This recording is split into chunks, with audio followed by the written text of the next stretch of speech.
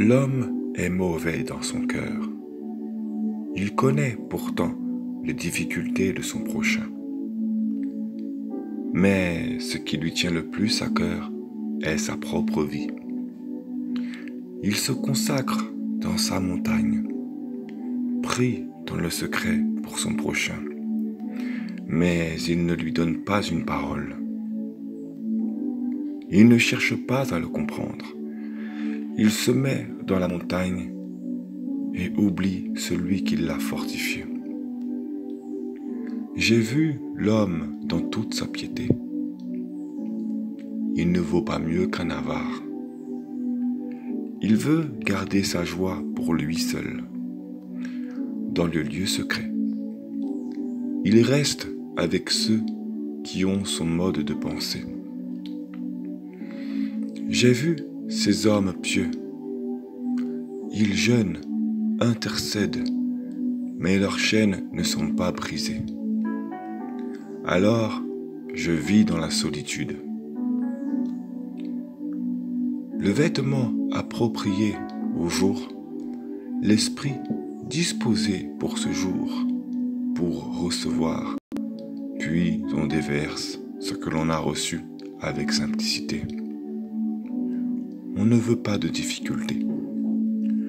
Tout va bien par la grâce, parce que en vérité, notre vie est difficile, mais en vérité.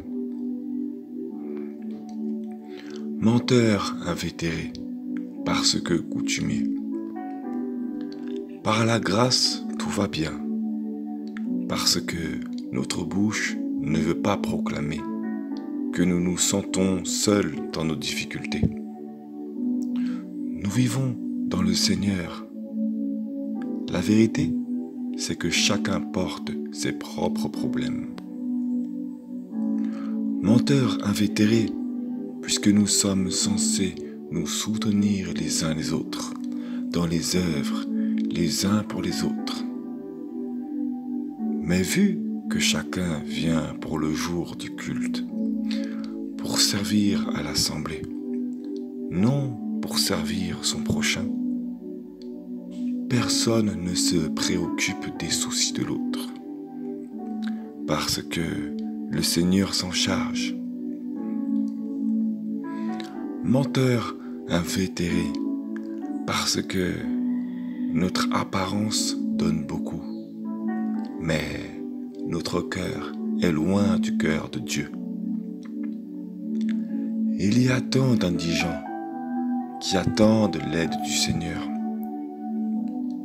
Nous ne pouvons leur tendre la main, puisque nous-mêmes ne nous aidons pas les uns les autres. Menteur invétéré, puisque l'apparence et la coutume ont pris la place. Tout n'est que grâce, alors nous le servons. Pourtant, servons-nous vraiment le Seigneur si nous peinons à nous rendre service les uns les autres? Dans ce cas, quel Dieu servons-nous vraiment? La méchanceté dans le cœur de l'homme, parce qu'il se contente du peu qu'il peut propager.